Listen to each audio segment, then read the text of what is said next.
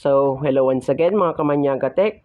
Ako nga pala ulit si Mark Louie Manyaga from Manyaga Tech PH. In this tutorial, ituturo ko naman sa inyo kung paano i-fix yung problem. Sabihin natin minor problem lang to about not charging properly. So, nasubukan ko na to before yung nangyari dito sa old laptop ko. Now, as you can see, medyo ayos na naman to. Pero i-demonstrate ko lang sa inyo kung paano i-fix yung not charging properly. Which is, makikita doon yung nagbi-blink yung orange na nandito, which is charging na dapat. Kaya, pag ginamit natin siya either na naka-charge, na for, may gagawin tayo mga documents, may makikita doon na not charging, kumbaga, or may makikita doon minsan naka-X, either, maraming ways na warning signs. Once na makita nyo nagbi-blink ito. Meron din namang blue na, both blue yung power LED and then itong ating charging is parehas na nagbi-blink. Dahil nga naman pagsira ang charger. Now, in this kind of issue, itong minor issue lang, is ito lang naman ang nagbi-blink. Kagaya ng iba nyo napapansin, kapag parehas nag-blink yung itong power LED na blue, tapos itong charging, meaning nun sira ang charger natin. Makikita doon sira doon yung cord. Itong isa sa mga cord, maring putol na.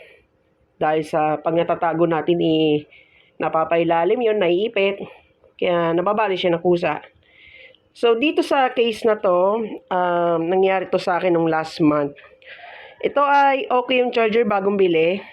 Nabili ko lang to sa Shopee. Okay naman siya so far. Kaya, chinek ko bakit hindi siya nagbi-blink. Nagbi-blink pala, sorry. Minsan nagbi-blink, minsan hindi. Kaya, nangyari, nung after few days, nag-blink siya na nag-blink kahit anong gawin ko dyan. Kaya, mangyayari, i-fix natin to sa pamagitan ng doon sa underneath ng laptop. So, no need tong kalasin. Para sa akin, yun ang ginawa ko. So, papakita ko sa inyo anong gamit ko. Ito lang naman tinatawag na SIM ejector. Kung meron kayong simpleng tools na tulad nito na manggagaling lang sa inyong cellphone. Mga Android phones dyan na merong SIM ejector. Ito, make sure na huwag nyo itong iwawala. Napaka-importante nito. May na-order din naman sa Shopee kung nawala sa inyo ang SIM ejector. May mga shipping fee nga lang. And be warned lang dito sa mga tools na ginagamit nyo. So, make sure na itong SIM ejector lang. Wala nang ibang pwedeng gamitin. Huwag kayong gagamit ng portable at saka yung itawag na karayom sapagkat matutulis sa mga ilalim nun sa edge dito. Baka masira pa yung battery reset na makikita natin. So, saan nga ba naka-locate ito? Sa likod ng laptop. Dito sa ilalim mismo. So, para sa safety, make sure na bubunutin itong charger. Ito, yan nakabunot na. Set aside ko lang dito. And then, if i-flip ko lang to ng pailalim. No? Make sure na naka-flip. Wait lang. Yan. So, ito naka-flip siya. So, never mind dito sa yung mga props dito, yung mga letters. Palatandaan ko yan. Ako nag-set niyan dati. So, saan makikita yung ito yung battery reset. Kung makikita nyo, I'm not so sure kung kita. Buksan ko yung flash. Tapos, ayun siya, oh. Ayun yung may pattern, oh. Ito yung battery reset. Kaya once na meron kayong SIM ejector, pwede na tong SIM ejector. Oops, okay ito. So, patayin ko yung flash ngayon. As long as ito yon, then mag-set kayo ng time ng pwedeng 30 seconds or 1 minute. For me, magsiset ako ng 1 minute. Then, ang una natin gagawin ay press and hold nyo muna. So, para sa akin, ang ginawa ko, 5 press lang. 1, 2, 3, 4, 5. And then, kinakailangan mag-start na kayo agad ng time. 1 minute lang, ha. Then, hold nyo na agad.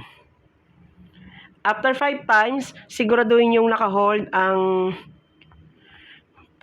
itong power reset na to or itong battery reset na nandito sa ilalim ng laptop. Kung wala naman kayong gantong battery reset sa ilalim, may another choice naman dyan eh. Pwede dun yung power button dun sa under ni keyboard. 5 press lang dun. Then, i-hold nyo yun 30 seconds to 1 minute lang. Kaya, makikita nyo, naka-hold still siya. Hindi ko basta-basta binibitaw until matapos yung 1 minuto. Kaya, ilang segundo na lang, 15 seconds. So, bibilangin na lang natin. Hindi ko na kailangan tong i-pause or i-cut tong video to. So, ganun lang gagawin nyo pagka na-encounter nyo tong not charging issue, no? Ayan, so pwede na. Bitaw. Dismiss ko na to. So, ganun lang gagawin nyo guys pagka kayo ay naka-encounter ng problem sa charger nyo. Para sa akin, hindi naman sira ng charger. Bagong bili siya. Kaya lang, nagluloko lang battery. For that cause is yung sabihin natin cause ng patay sindi, maaaring nagpapatay sindi tayo. Or ginagamit natin ng naka-charge kung naglalaro naman tayo masyado ng games. So wag na wag niyo itong gagawin to. Especially sa old laptop nang wala naman kayong 80% battery charge limit. Hindi kasi tulad sa mga bagong laptops ngayon. Which is yung laptop ko ngayon, Aspire 7. Ari kasi dati ko pa tong laptop na from looks like 2016 or 2017 model. Pero nabili ko siya in 2018. Okay, i-flip ko na to pabalik ang laptop. Kaya isa-set ko na siya. And babalikan ko yun. Cut ko lang to saglit. Ayan, nagbabalik ulit tayo. Nag-change account ako ngayon. Ayan, okay na. Nasa user account ako ng admin. Which is sa akin yun. Check natin anong lagay ng ating battery. Yes, 24 minutes daw sabi. Let's see kung anong lagay. To full charge. Daw. And ito yung LED indicator. So, okay na siya both. Ayan, high score na naman to eh. Okay, medyo may konting bagal. Ano kaya nangyari? Okay, it's too old na kasi itong laptop. That's why hindi ko siya maano. Okay, wait lang ha. Ayusin natin. Medyo mabagal kasi. Sa taskbar, okay, may konting bagal.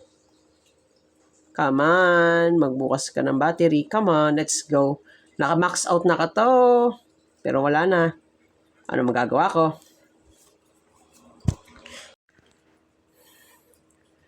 Okay, ito na everyone. So, nagbabalik. Nag-switch na ako ngayon sa admin account ko. Kaya ito, makikita ating result. Okay, nag-charge na siya ng ayos. Hindi na siya nagbi-blink ng ganon sa charging indicator. Hindi sira ang charger ko. Ayan, ang sabi, 20 minutes until fully charged. Meron pa akong 20 minutes and then 97%.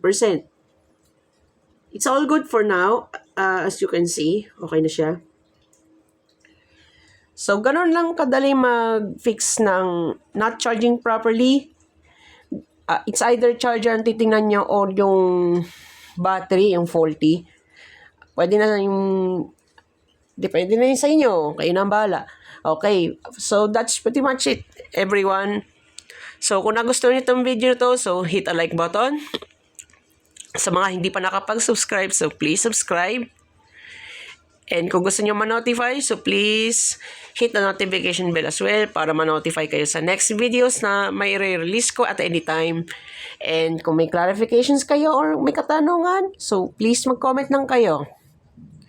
And kung pag-uusapan natin about sa mga repairs ng computer, pwede rin kayo mag-email sa akin or contact nyo lang yung aking FB page ko, yung Manyaga Tech. So, pa-search nyo lang doon and lalabas na yun doon. So, paki-follow na rin and like na din yung FB page ko as well. Nandun yun sa description box. Papost ko na lang. Okay, so see you on next video. Goodbye for now.